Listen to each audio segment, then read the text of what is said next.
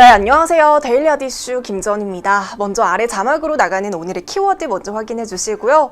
다시 월요일 시작입니다. 이번 주도 힘내시고요. 5월 17일 데일리 핫 이슈 시작하겠습니다. 먼저 지난주 금요일 뉴욕 증시에서 주요 지수는 미중 무역전쟁 우려, 그리고 여전히 주요 지표들이 부진하지만 향후 소비 개선에 대한 기대감에 힘입어서 상승으로 마감했습니다.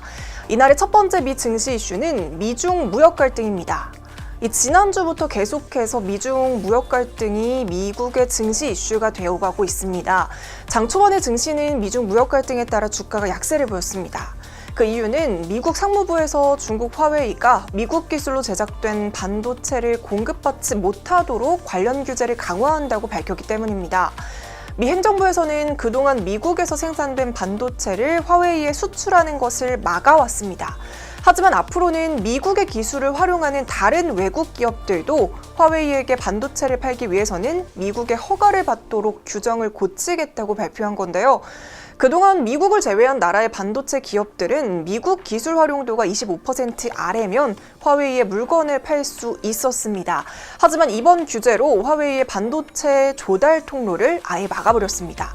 이런 소식에 중국에서도 보복을 강하게 언급하면서 반발을 하고 있습니다. 또한 대만을 겨냥한 최근의 중국 군사훈련이 양안 관계 긴장 고조와 미국과의 일시적 물리적 마찰, 그리고 우발적 군사 충돌로 이어질 수 있다라는 우려가 나오면서 양국의 긴장이 커지고 있습니다. 두 번째 미 증시 이슈는 5월 지표에 대한 기대감입니다. 미국의 4월 실업률이나 산업 생산과 같은 핵심 지표들은 모두 사상 최악을 기록했습니다. 하지만 이제는 미국의 많은 주들이 경제 재개를 시작을 하고 있고요. 또 이번 주에는 미국의 5월 제조업 PMI 등과 같은 5월 지표도 나오기 시작합니다. 5월 지표들이 개선된다면 경기 회복에 대한 기대가 한층 더 강화될 수 있는데요. 지난주에도 5월 소비자 태도 지수가 양호했습니다. 반면에 5월 지표도 4월에 이어서 악화가 지속된다면 경기 침체의 장기화 우려가 더 커질 것으로 보고 있습니다.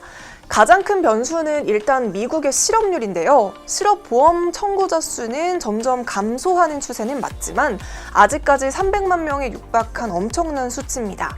경제 재개와 더불어서 실업률이 일시적인 증가가 될지 이번 주에 발표되는 다양한 지표들 데일리 핫 이슈에서 꼭 다시 확인해 주세요.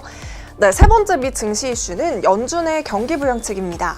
지난주 경기 회복이 불확실하다고 얘기하면서 시장에 충격을 줬던 파월 의장은 미국 시간으로 17일 방송에 출연해서 연준의 부양책과 향후 경기 전망 등에 대해서 논의할 예정입니다.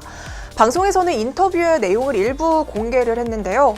지난주에 온라인 회의에서 발언했던 것과 마찬가지로 과거로 돌아가는 데는 상당한 시간이 걸릴 것 같다며 경제는 회복이 되겠지만 꽤 많은 시간이 걸릴 것이라고 언급을 했습니다.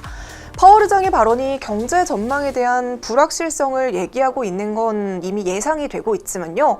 앞서 말한 미중 무역 분쟁 이슈라던가 앞으로 발표되는 경제 지표들이 현재 경제 상황과 관련이 되어 있기 때문에 파월 의장의 발언들이 시장에는 굉장히 민감할 수 있습니다. 네, 이어서 월요일인 오늘 국내 증시는 코스피가 상승으로 출발하면서 1930선을 회복했습니다.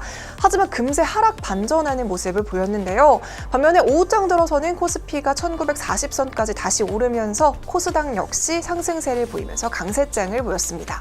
특히 미중 무역 갈등에 대한 우려로 히토류 관련주들이 상승세를 보였는데요. 자세한 장마감 지수는 화면으로 살펴보시죠.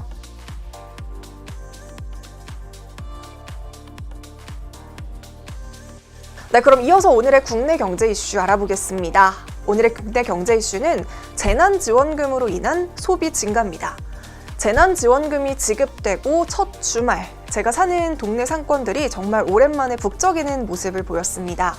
그리고 저도 재난지원금을 사용할 수 있는 사용처가 정말 많아서 평소에는 주로 대형 서점에서 책을 샀는데요. 어제는 동네 서점에 들러서 책도 구입했습니다.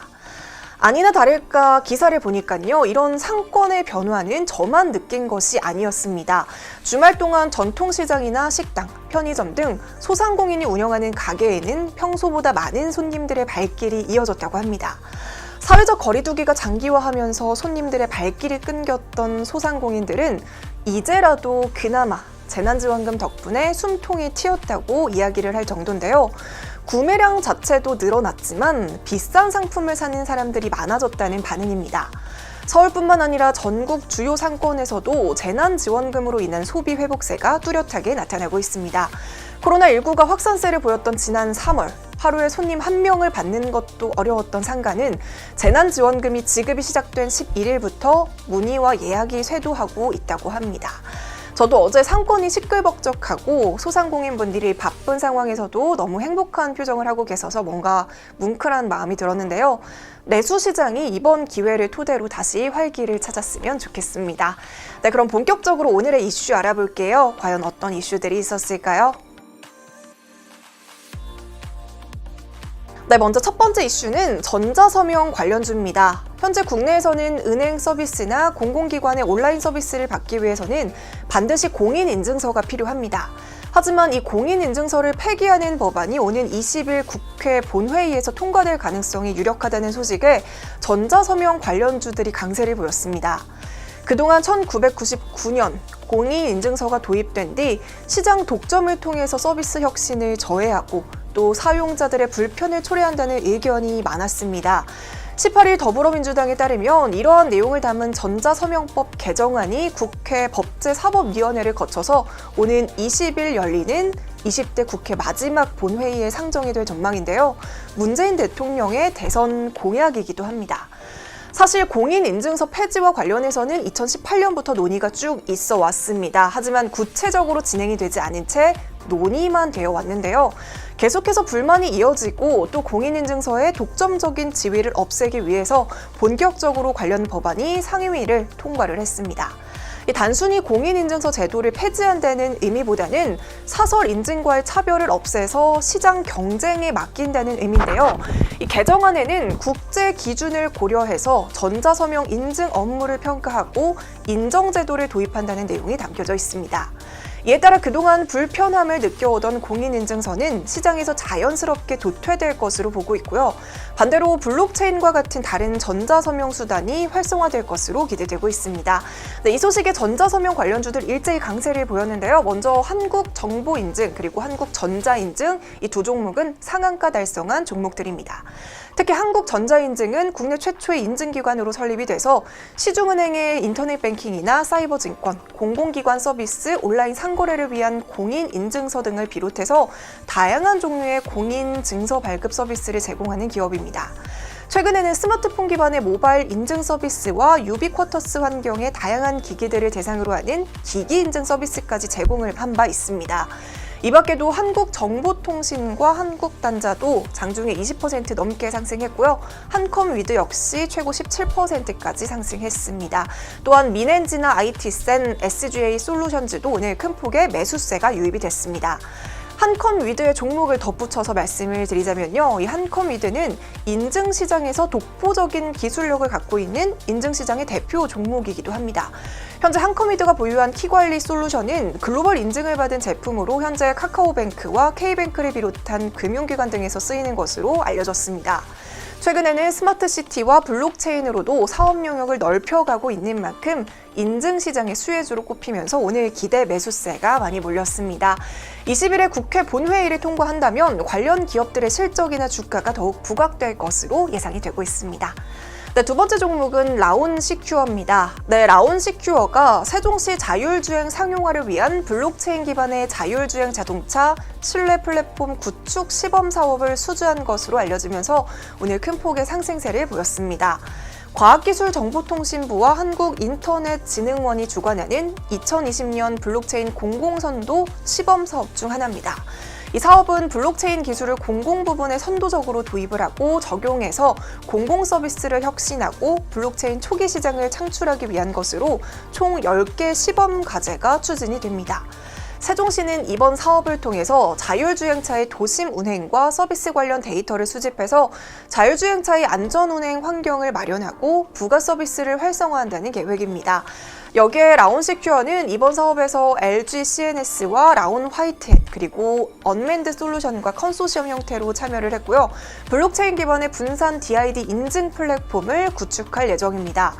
DID 플랫폼은 라온시큐어의 옴니원을 통해서 구현이 되는데요. 이 옴니원은 자율주행 서비스가 시작되는 지점인 이용자와 자율주행 차량에 대한 인증을 제공합니다.